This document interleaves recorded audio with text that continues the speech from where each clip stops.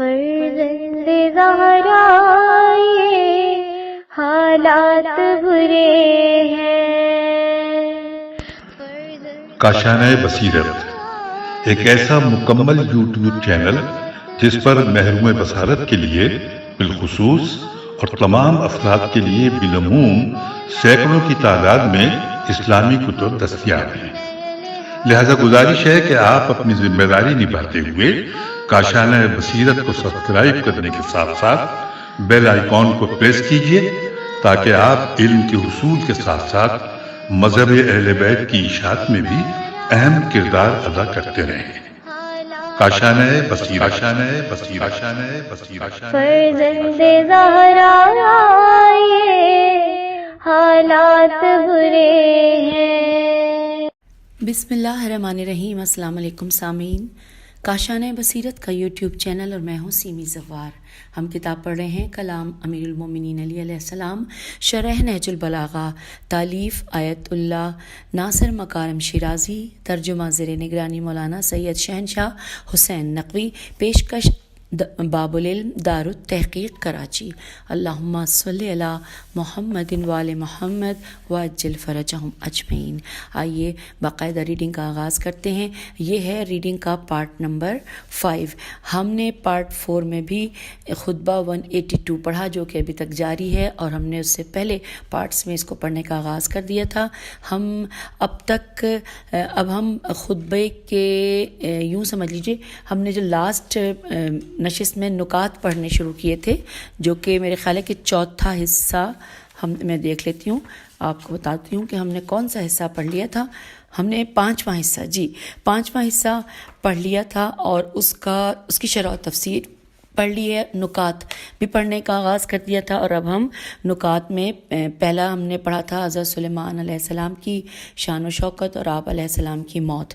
اور اب پیج 67 ہی پر جہاں پہ آپ سے اجازت چاہی تھی، یہاں پہ دوسرا نقطہ ہے. اس کا عنوان ہے عمالقہ کون ہیں؟ عین میم الف لام قاف ہے. عمالقہ کون ہیں؟ سوالیہ نشان ہے. آئیے تفصیلات جانتے ہیں. لکھا ہے عمالقہ در حقیقت عمالق کی جمع ہے. یہ ایک شخص کا نام ہے جو حضرت نوح علیہ السلام کی نسل سے ہے اور عمالقہ نامی قبیلے سے منسوب ہے. یہ لوگ بڑے مضبوط اور قوی جسامت کے مالک اور جنگجو تھے. بعض مورخین کے مطابق یہ لوگ 2000 قبل مسیح شمالی حجاز میں زندگی بسر کرتے تھے. انہوں نے مصر میں حملہ کیا اور ایک عرصے تک وہاں حکومت کی. ہم آگے پیج 68 پر. اور حکومت کی، لیکن تقریباً 1700 سال قبل مسیح مصریوں نے ان پر حملہ کیا اور وہ دوبارہ جزیرۃ العرب یعنی بریکٹ میں لکھا ہے حجاز کو لوٹ آئے. اس کے بعد یہ لوگ یمن و حجاز اور جزیرۃ العرب کے دوسرے علاقوں میں سکونت پذیر ہوئے اور مختلف حکومتیں تشکیل دیں.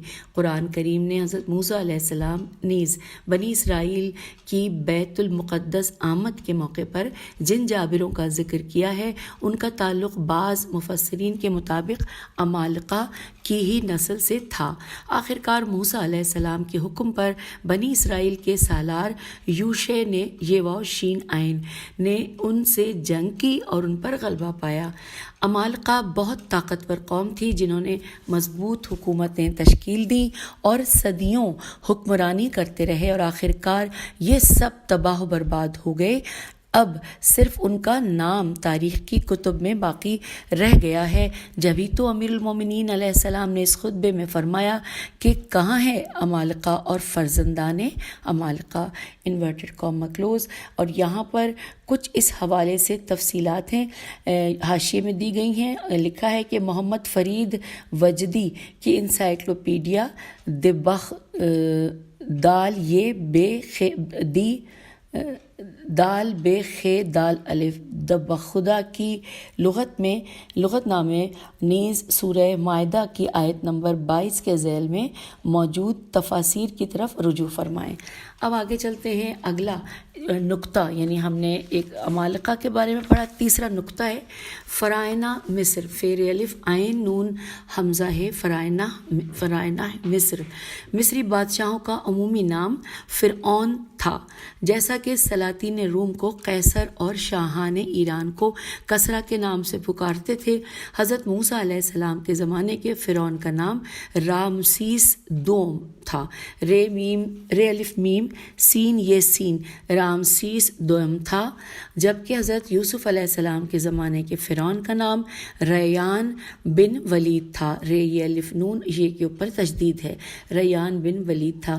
بعض مورخین کے مطابق ولادت حضرت مسیح علیہ السلام سے قبل مصر میں 32 بادشاہوں نے حکومت کی، جن میں سے بعض کا تعلق سرزمین مصر سے تھا، ولادت مصر سے تھا، جبکہ کچھ عمالقہ، کچھ رومی، کچھ یونانی اور کچھ ایرانی تھے جو سلاطین کسرا کی طرف سے مصر کو فتح کرنے کے لیے بھیجے گئے تھے اور وہاں ان کی حکومت تھی، مگر آج ان کا نام و نشان حرف غلط کی طرح مٹ چکا ہے۔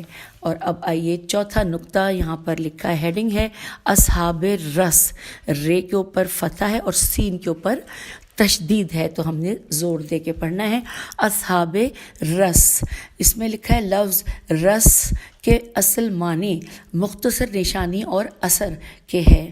بعض نے رس کو ارس الف رے سین الف پز فتح، ارس یعنی شمالی ایران میں ایک مشہور دریا کا نام ہے، تو اس کا مخفف جانا ہے، لیکن اکثر اہل لغت نے اس کے معنی کنویں کے بتائے ہیں، کاف نون واو یہ نون غنہ جسے کنواں ہوتا ہے، کنویں کے بتائے ہیں۔ ان کا عقیدہ ہے کہ اصحاب رس جن کے آج بہت کم آثار باقی رہ گئے ہیں، وہ زراعت پیشہ لوگ تھے۔ اس قوم کے پانی سے لبریز بہت سارے کنویں تھے اور چنانچہ اسی لیے وہ لوگ خوشحال زندگی گزارتے تھے۔ پیج 69۔ اس بارے میں کہ یہ قوم کہاں سکونت پذیر تھی اور ان کے پیغمبر کا کیا نام تھا، مفسرین میں کافی اختلاف پایا جاتا ہے۔ بعض انہیں عاد و سمود عین الف دال سے میم واو دال کی باقیات جانتے ہیں، بعض کا کہنا ہے کہ یہ لوگ یمامہ، یہ میم الف میم ہے، یمامہ میں بستے تھے اور ان کے پیغمبر کا نام حنظلہ تھا، اور بعض حضرت شعیب علیہ السلام کو ان کا پیغمبر جانتے ہیں۔ کتاب عیون اخبار الرضا علیہ السلام میں حضرت امیر المومنین علیہ السلام سے منقول ہے کہ آپ علیہ السلام نے فرمایا کہ یہ وہ قوم تھی جو صنوبر کے درخت کی پرستش کرتی تھی، یہ لوگ اسے درختوں کا بادشاہ کہتے تھے۔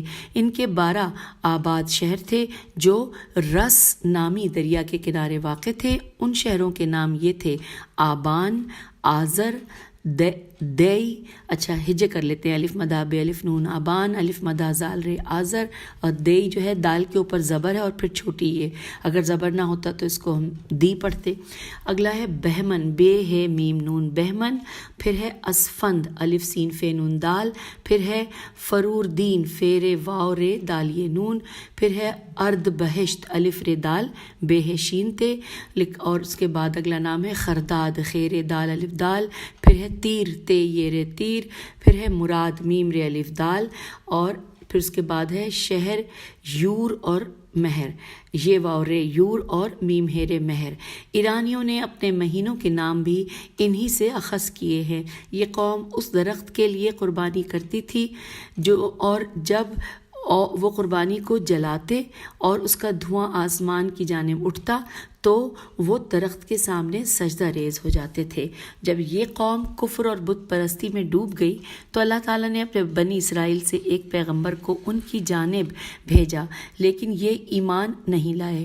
اس پیغمبر نے خدا سے دعا کی کہ اس صنوبر کے درخت کو جو ان کے پاس سب سے زیادہ مقدس تھا خشک کر دے۔ جب وہ درخت خشک ہو گیا تو انہوں نے اپنے پیغمبر کو قتل کرنے کا ارادہ کیا، چنانچہ انہوں نے ایک گہرا کنواں کھود کر پیغمبر کو زندہ اس میں پھینک دیا اور وہ شہید ہو گئے۔ خداوند عالم نے ان کے مسلسل کفر اور ظلم کے سبب انہیں ایک شدید عذاب میں گرفتار کیا اور وہ سب نابود ہو گئے۔ سامعین حوالہ نوٹ کر لیجئے، بہار الانوار جلد نمبر 14 صفحہ نمبر 148 اور تفسیر المیزان جلد نمبر 15، تفسیر نمونہ جلد نمبر 15، سورہ فرقان کی آیت نمبر 38، سورہ قاف آیت نمبر 12 کی طرف رجوع فرمائیں۔ اب لکھا ہے کہ جی ہاں، اس دنیا نے ایسے بہت سے طاقتور سلاطین، سرکش قوموں اور ظالم و جابر حکمرانوں کو دیکھا ہے جن کی فراموشی کا غبار نہ صرف ان کی قبروں پر بلکہ ان کی تاریخ پر جم بھی گیا ہے، اور یہ دنیا کی بے ثباتی اور بے وفائی کی بہترین دلیل ہے۔ اس کے بعد یہاں پر دو اشعار لکھے ہوئے ہیں جو کہ عربی میں ہیں، بشکاف خاک رو، فارسی میں بشکاف خاک رو و ببین اکنون بی مہری زمانہ رسوارا، این دشت خوابگاہ شہیدان است فرصت شمار وقت تماشا را۔ جیسے کہ آپ سب جانتے ہیں کہ مجھے فارسی بالکل نہیں آتی، میں نے صرف دیکھ کر پڑھ دیا ہے، اس میں وزن بھی صحیح نہیں ہے، ادائیگی بھی صحیح نہیں ہے۔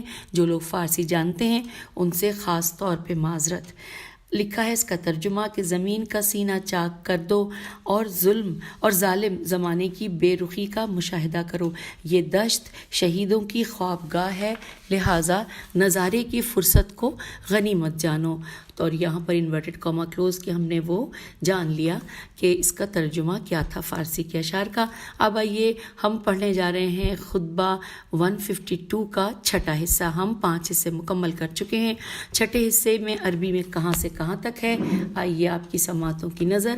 وَمِنْهَا قد لبسا للحکمت، یہاں سے سٹارٹ ہوا ہے اور ختم ہو رہا ہے من خلائف انبیائہ، یہاں پر ختم ہے۔ اور اب اس کا ترجمہ پڑھتے ہیں۔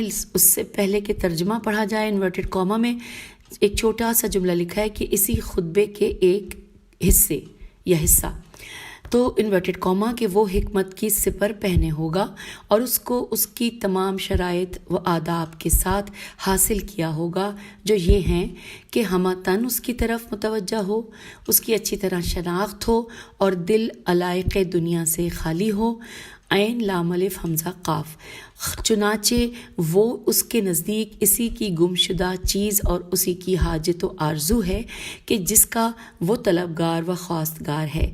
وہ اس وقت نظروں سے اوجھل ہو کر غریب و مسافر ہوگا کہ جب اسلام عالم غربت میں اور مثل اس اونٹ کے ہوگا جو تھکن سے اپنی دم زمین پر مارتا ہو اور گردن کا اگلا حصہ زمین پر ڈالے ہوئے ہو۔ وہ اللہ کی باقی ماندہ حجتوں کا بقیہ اور انبیاء علیہ السلام کے جانشینوں میں سے ایک وارث و جانشین ہے۔ Inverted comma close. اور اب آئیے تفسیر، شرح و تفسیر پڑھتے ہیں۔ اس کو پڑھتے ہوئے ہم پیج 70 سے 71 پر آ جائیں گے۔ اس میں ہیڈنگ ہے کہ اس مرد الہی کی خصوصیات۔ جو کچھ اس حصے میں آیا ہے ظاہراً اس کا خطبے کے گزشتہ حصوں سے کچھ ربط نہیں ہے۔ اس کی وجہ یہ ہے کہ مرحوم سید رضی رحمۃ اللہ اکثر مقامات پر پورا خطبہ نقل نہیں کرتے بلکہ فصاحت و بلاغت کی بنیاد پر اس کا کچھ حصہ منتخب کرتے ہیں۔ چنانچہ اس حصے کے آغاز میں مذکور لفظ منہا، میم نون ہے الف، منہا کی تعبیر بھی اسی مطلب پر واضح گواہ ہے۔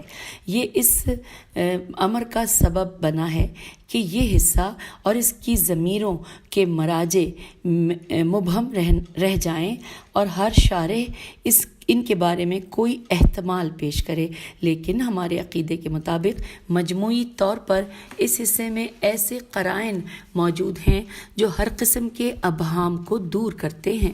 اب ہم ان قرائن کی طرف اشارہ کرتے ہیں۔ سب سے پہلے مولا فرماتے ہیں کہ انورٹڈ کاما وہ حکمت کی سپر پہنے ہوگا اور اس کو اس کی تمام شرائط و آداب کے ساتھ حاصل کیا ہوگا، جو یہ ہیں کہ ہمتاً اس کی طرف متوجہ ہو، اس کی اچھی طرح شناخت ہو اور دل علائق دنیا سے خالی ہو۔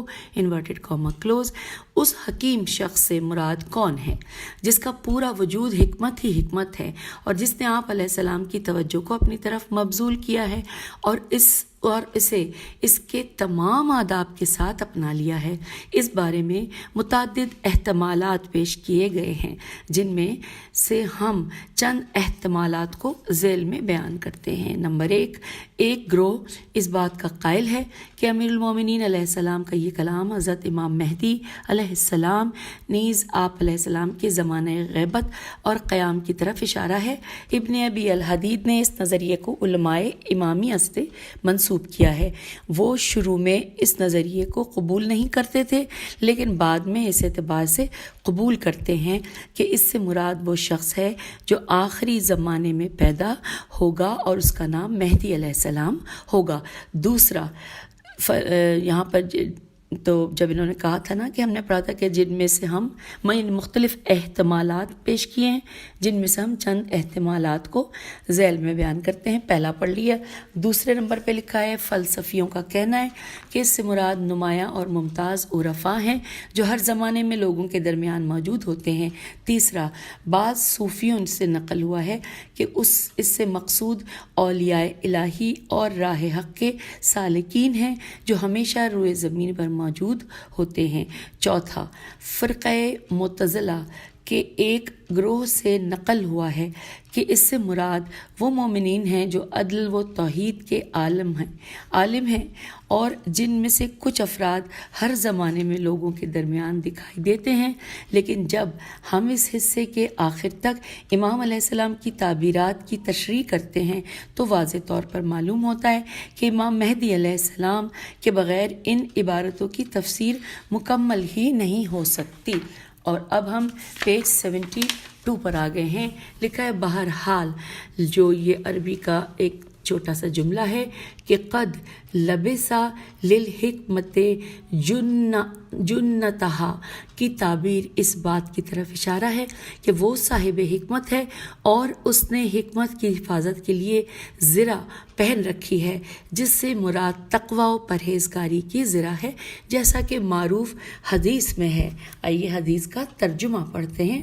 انورٹڈ کوما کہ جو بندہ بھی 40 دن تک اپنے اعمال کو اللہ کے لیے خالص کرے گا، حکمت کے چشمے اس کے دل سے زبان پر جاری ہو جائیں گے۔ حوالہ ہے عیون اخبار رضا، جلد نمبر 2 صفحہ نمبر 69 اور حدیث نمبر 321۔ اسی طرح اس کے بعد والے سب جملے جیسے کہ وَأَخَذَهَا اور مختلف جملے ہیں، یہ لکھا ہے کہ یہ بھی اس بات کی طرف اشارہ ہے کہ وہ ایسا حکیم ہے جو توانا ہے اور سراپا علم و حکمت اور سمجھ بوجھ کا مالک ہے، اور وہ اسی اوزار کے ذریعے اپنے امور کو سنبھالتا ہے۔ پھر لکھا ہے کہ پھر امام علیہ السلام گفتگو کو جاری رکھتے ہوئے فرماتے ہیں کہ انورٹڈ کوما چنانچہ وہ اس کے نزدیک اس کی گمشدہ چیز اور اس کی حاجت و آرزو ہے کہ جس کا وہ مددگار، جس کا وہ طلبگار و خواستگار ہے۔ یہ جملہ اس مطلب پر مزید تاکید ہے کہ اس مرد الہی کے تمام امور حکمت کی بنیاد پر استوار ہیں اور کسی بھی قسم کی تبدیلی لانے سے پہلے علمی اور ثقافتی تبدیلی کو وجود میں لاتا ہے۔ یہ جملہ اس حدیث سے ہم آہنگ ہے جو امام زمان علیہ السلام کے بارے میں نقل ہوئی ہے۔ چنانچہ حضرت امام محمد باقر علیہ السلام کی ایک حدیث میں ارشاد ہوتا ہے انورٹڈ کوما کہ جب ہمارے قائم علیہ السلام قیام کریں گے تو وہ اللہ کے بندوں کے سروں پر اپنا ہاتھ رکھیں گے، ان کی تربیت کریں گے اور اس طرح ان کی عقلوں کو مرکوز کریں گے اور ان کے افکار کو کامل کریں گے۔ انورٹڈ کوما کلوز۔ حوالہ ہے بہار الانوار، جلد نمبر 2 صفحہ نمبر 328 اور حدیث نمبر 47۔ اور اب آئیے پیج 73 کی طرف چلتے ہیں۔ لکھا ہے اس کے علاوہ حضرت علی علیہ السلام اس مرد الہی کی ایک اور صفت بیان فرماتے ہیں انورٹڈ کوما کہ وہ اس وقت نظروں سے اوجھل ہو کر غریب و مسافر ہوگا کہ جب اسلام عالم غربت میں اور مثل اس اونٹ کے ہوگا جو تھکن سے اپنی دم زمین پر مارتا ہوا اور گردن کا اگلا حصہ زمین پر ڈالے ہوئے ہو۔ انورٹڈ کوما کلوز۔ جب اونٹ راہ چلنے سے نڈھال ہو جاتا ہے تو زمین سے اس طرح چمٹ جاتا ہے کہ اس کی دم تک زمین سے چپک جاتی ہے، یہاں تک کہ اپنی گردن کا اگلا حصہ بھی زمین پر ڈال دیتا ہے۔ یہ بہت زیادہ تھکن کی علامت ہوتی ہے اور عرب اسے نہایت ضعف و کمزوری سے کنایے کے طور پر استعمال کرتے ہیں۔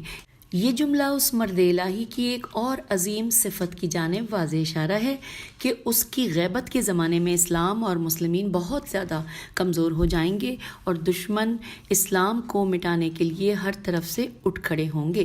ایک اور حدیث میں امام جعفر صادق علیہ السلام سے نقل کیا گیا ہے، ترجمہ علم و دانش 27 حروف 27 باب ہیں جو کچھ تمام انبیاء الہی اپنے ساتھ لائے ہیں، وہ ان میں سے 2 حروف کے برابر ہے، اور لوگوں کو بھی آج تک ان 2 حروف کے علاوہ کسی چیز کا علم نہیں ہے۔ جب ہمارے قائم علیہ السلام قیام کریں گے تو وہ 25 حروف باب، بریکٹ میں لکھا ہے حروف مطلب باب، کو باہر نکال کر لوگوں میں نشر کریں گے اور ان پر 2 حروف یعنی باب کا بھی اضافہ کریں گے تاکہ 27 حروف ابواب علم کامل ہو جائیں۔ انورٹڈ کاما یہاں پر کلوز ہو گیا۔ حوالہ ہے اچھا حوالہ نوٹ کیجئے، الزام الفواسب، سواد سے ہے سسب، اور جلد نمبر 2 صفحہ نمبر 253۔ آگے چلتے ہیں۔ یہ حدیث اس نقطے کی طرف اشارہ ہے کہ حضرت مہدی آخر الزمان علیہ السلام ایک قوی علمی اور ثقافتی انقلاب کی بنیاد پر، ہم آگے ہیں پیج 74 پر، انقلاب کی بنیاد رکھیں گے اور دنیا میں علم و دانش کی سطح موجودہ دور کی نسبت 10 گنا بڑھ جائے گی۔ بقول حافظ شیرازی، یہ جو حافظ شیرازی کے اشعار ہیں ان کا ساتھ ساتھ نیچے ترجمہ دیا ہوا ہے، آئیے پڑھتے ہیں۔ سب سے پہلے ہے کہ علم و معرفت کے قافلے اب راہزنوں سے محفوظ ہوں گے کیونکہ ظالموں کو ٹھکانے لگانے والا مرد میدان آ چکا ہے۔ دوسرے شعر کا ترجمہ کہ حضرت یوسف علیہ السلام اپنے غیور بھائیوں کے کمان کے برخلاف کنویں کی گہرائیوں سے نکل کر عزت و شرف کے اوج پر پہنچے۔ تیسرا ہے کہ کہاں ہے ملحدانہ راہ و روش رکھنے والا دجال صفت صوفی، اس سے کہہ دو کہ جل مرو کیونکہ دین کو بچانے والے حضرت مہدی علیہ السلام تشریف لا چکے ہیں۔ چوتھا اس میں لکھا ہے، نہیں اس کے یہ ہو گیا، پھر اب آگے لکھا ہے کہ اب امام علیہ السلام اس حصے کے آخر میں اس بارے میں ایک واضح نقطے کی جانب اشارہ فرماتے ہیں۔ ترجمہ کہ وہ اللہ کی باقی ماندہ حجتوں کا بقیہ اور انبیاء علیہ السلام کے جانشینوں میں سے ایک وارث و جانشین ہے۔ Inverted comma close. اس کا حوالہ بھی دیا ہوا ہے، بہار الانوار جلد نمبر 73 صفحہ نمبر 336۔ آئیے آگے چلتے ہیں۔ لکھا ہے چنانچہ اس بیان شدہ اوصاف سے معلوم ہو جاتا ہے کہ مندرجہ بالا جملوں میں ضمیروں کا مرجع حضرت امام مہدی علیہ السلام کے علاوہ کوئی اور نہیں ہو سکتا، خصوصاً بقی اللہ، حجت اور خلیفہ جیسے الفاظ ہماری دینی تحریروں میں مکمل طور پر صرف حضرت امام مہدی علیہ السلام پر ہی منطبق ہوتے ہیں۔ تو یوں ہم نے یہ تمام تفصیلات جان لی ہیں شرح و تفسیر میں، اور اب ہم نقطہ پڑھتے ہیں۔ نقطے میں صرف ایک ہی نقطہ ہے، ہیڈنگ ہے امام مہدی علیہ السلام کے قیام کی جانب کچھ اشارے۔ لکھا ہے خطبے کے اس حصے سے جس میں حضرت امام مہدی علیہ السلام کے قیام و ظہور کی جانب واضح اشارے پائے جاتے ہیں، بخوبی استفادہ ہوتا ہے کہ بعض ناگاہ افراد کے خیال کے برخلاف حضرت امام مہدی علیہ السلام کے ظہور اور انقلاب کی بنیاد فکری، علمی اور ثقافتی انقلاب پر استوار ہے، نہ کہ فوجی اور خونریز قیام پر۔ امام عصر علیہ السلام لوگوں کی فکری سطح کو اس قدر بلند کریں گے کہ وہ خود عدل و انصاف کی ایک عالمی حکومت کی جانب قدم بڑھائیں گے۔ البتہ شروع میں کچھ سرکش، منحرف اور ظالم و جابر عناصر اس سلسلے میں رکاوٹ پیدا کریں گے، مگر امام علیہ السلام انہیں اپنی فوج میں طاقت سے ختم کر دیں گے۔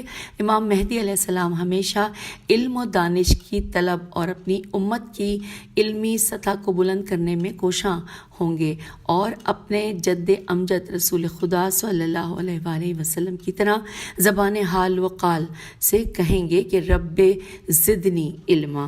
حوالہ نوٹ کیجئے، سورہ طٰہٰ آیت نمبر 114۔ اور اب ہم نے یہ اس کا چھٹا حصہ مکمل کر لیا خطبے 182 کا، اور اب ہم پڑھنے جا رہے ہیں اس کا 7واں حصہ، اور یہ حصہ آغاز اور اس کا اختتام اس حصے کا عربی میں کہاں سے کہاں تک ہے آپ کی سماعتوں کی نظر۔ ثم قال ایھا الناس انی قد بسست، یہاں سے شروع ہے اور ختم ہو رہا ہے بعد خوفہم پر۔ ترجمہ پڑھتے ہیں۔ اس کے بعد حضرت علی علیہ السلام نے فرمایا اے لوگوں میں نے تمہیں اس طرح نصیحتیں کی ہیں جس طرح کی انبیاء علیہ السلام اپنی امتوں کو کرتے چلے آئے ہیں اور ان چیزوں کو تم تک پہنچایا ہے جو اوصیاء بعد والوں تک پہنچایا کیے ہیں. میں نے تمہیں اپنے تازیانے سے ادب سکھانا چاہا مگر تم سیدھے نہ ہوئے اور زجر و توبیخ سے تمہیں ہکایا زے جیم رے تے واو بے یہ خے سے تمہیں ہکایا لیکن تم یکجا نہ ہوئے.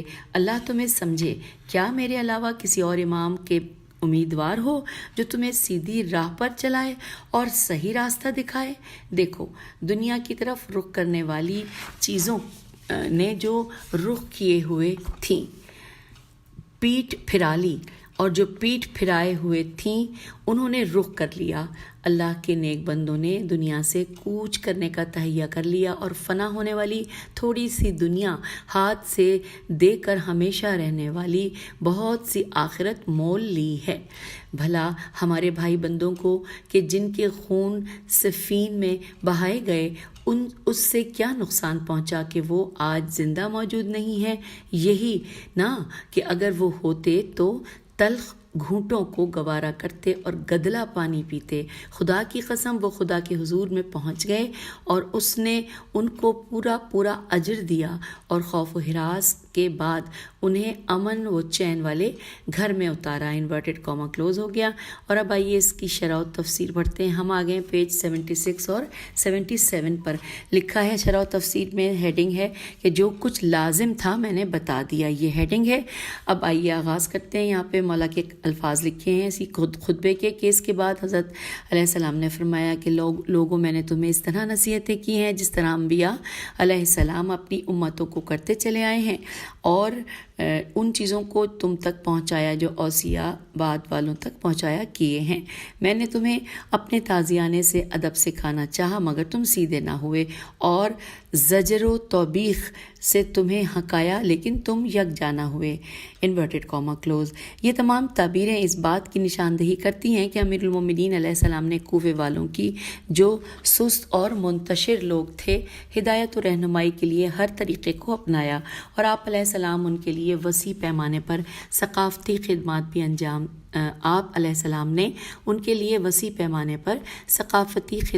انجام دیں. یہاں آپ علیہ السلام نے تمام انبیاء علیہ السلام اور اوصیاء علیہ السلام کے واعظ و نصائح کو یکجا کر کے ان کے سامنے رکھ دیا.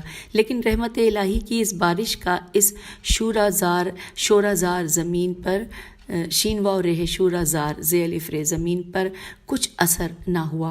اس کے بعد آپ علیہ السلام نے نرمی کا رویہ چھوڑ دیا اور ان کے ساتھ سختی سے پیش آئے کہ شاید سیدھی راہ پر آ جائیں اور متحد ہو جائیں. لیکن یہ آہنی میخیں ان سخت پتھروں پر کارگر ثابت نہ ہوئی اور معلوم ہوا کہ رہبری، قیادت اور نظامت میں کسی قسم کا نقص یا کمی نہیں بلکہ تمام نقص اس جاہل اور بے مروت گروہ کی طرف سے تھا. یہ جملے اس بات کی نشاندہی کرتے ہیں کہ اگر تمہارے انبیاء علیہ السلام اور اوصیاء علیہ السلام کی ہدایت کے لیے کوشش کرتے تو بھی یہ لوگ ہدایت نہ پاتے. چنانچہ فرماتے ہیں کہ انورٹڈ کاما کہ اللہ تمہیں سمجھے کیا میرے علاوہ کسی اور امام کے امیدوار ہو جو تمہیں سیدھی راہ پر چلائے اور صحیح راستہ دکھائے. انورٹڈ کاما کلوز ہو گیا. یہ اس بات کی جانب اشارہ ہے کہ جب مجھ جیسا رہبر و پیشوا تمہیں راہ راست پر نہ لا سکا تو کوئی دوسرا بھی یہ کام انجام نہ دے سکے گا. عجیب بات تو یہ ہے کہ ان لوگوں سے اتنی نا امیدی اور مایوسی کے باوجود امام علیہ السلام دوبارہ نصیحتوں کا سلسلہ شروع کرتے ہیں اور زمانے کے حالات اور ماحول کے بارے میں انہیں کھول کر بیان فرماتے ہیں اور راہ خدا میں شہادت کی قدر و قیمت کو ان کے لیے واضح کرتے ہوئے فرماتے ہیں انورٹڈ کاما کہ دیکھو دنیا کی طرف رخ کرنے والی چیزوں نے جو رخ کیے ہوئے تھیں پیٹھ پھرا لی اور جو پیٹھ پھرائے ہوئے تھیں انہوں نے رخ کر لیا. یہاں پر انورٹڈ کاما کلوز ہو گیا. یہ اس جانب اشارہ ہے کہ عالم عالم اسلام کے تابناک سورج کے طلوع اور عالم انسانیت میں پیغمبر اکرم صلی اللہ علیہ وآلہ وسلم کے ظہور کے بعد نیکیوں اور فضیلتوں نے انسانی معاشرے کی طرف رخ کیا تھا، لیکن اب بنو امیہ کے برسر اقتدار آنے اور زمانہ جاہلیت کی باقیات کے رواج پانے کے بعد وہ نیکیاں اور خدائی اقدار معاشرے سے رخصت ہو چکی، جس کے نتیجے میں عصر جاہلیت کی برائیاں ایک بار پھر زندہ ہو گئی ہیں۔ اس کے بعد امام علیہ السلام راہ خدا کے شہیدوں کی عظمت اور مقام کے بیان اور ظالموں کے مقابلے میں جہاد و شہادت کے جذبے کی تقویت کے لیے تمہید کے طور پر فرماتے ہیں۔ ہم آگے ہیں، پیج 78 اور 79 بھی پڑھیں گے۔ مولا فرماتے ہیں کہ اللہ کے نیک بندوں نے دنیا سے کوچ کرنے کا تہیہ کر لیا اور فنا ہونے والی تھوڑی سی دنیا ہاتھ سے دے کر ہمیشہ رہنے والی بہت سی آخرت مول لے لی۔ Inverted comma close. یہ لطیف تعبیر اس بات کی طرف اشارہ ہے کہ راہ خدا میں اس عظیم مقام کو پانے اور جام شہادت نوش کرنے والے نیک اور پاکیزہ افراد کو نہ صرف اس شہادت سے کوئی نقصان نہیں ہوا، بلکہ ان لوگوں نے ایک منافع بخش سودا کیا، یعنی دنیا کے قلیل اور فانی سرمائے کو آخرت کے کثیر و دائمی سرمایہ کے عوض فروخت کیا۔ وہ لوگ جو شہادت کے درجے پر فائز نہ ہوئے لیکن جہاد بن نفس میں کامیاب ہوئے اور دنیا کی فانی اور چند روزہ زیب و زینت کا آخرت کی سعادت کے عوض سودا کر لیا، وہ بھی خدا کے نیک اور پسندیدہ بندوں میں شمار ہوتے ہیں۔ پھر امام علیہ السلام گفتگو کو آگے بڑھاتے ہوئے تاکید کے ساتھ فرماتے ہیں کہ انورٹڈ کاما کے بھلا ہمارے بھائی بندوں کو کہ جن کے خون صفین میں بہائے گئے ہیں، اس سے کیا نقصان پہنچا کہ وہ آج زندہ موجود نہیں ہیں؟ یہی نا کہ اگر وہ ہوتے تو تلخ گھونٹوں کو گوارا کرتے اور گدلا پانی پیتے۔ انورٹڈ کاما کلوز ہو گیا۔ اس کے بعد ساتھ ہی لکھا ہے کہ یہ جملے اس جانب اشارہ ہیں کہ وہ دنیا فانی سے چلے گئے اور آسودہ حال ہوئے، اور اب ہم ہیں، اور یہ بدترین حالات دشمنان حق ہر جگہ دندناتے پھر رہے ہیں، جبکہ اہل حق کمزور اور بے بس ہو کر ان کے سامنے خاموش تماشائی بنے کھڑے ہیں۔ یہ ایسا منظر ہے جو ہر ایمان و غیرت والے انسان کو خون کے آنسو رلاتا ہے۔ در حقیقت امام علیہ السلام کے یہ جملے امیر شام اور لشکر شام کے جرائم اور کوفہ و عراق کے مسلمانوں کی بے حسی اور خاموشی کی جانب اشارہ ہیں۔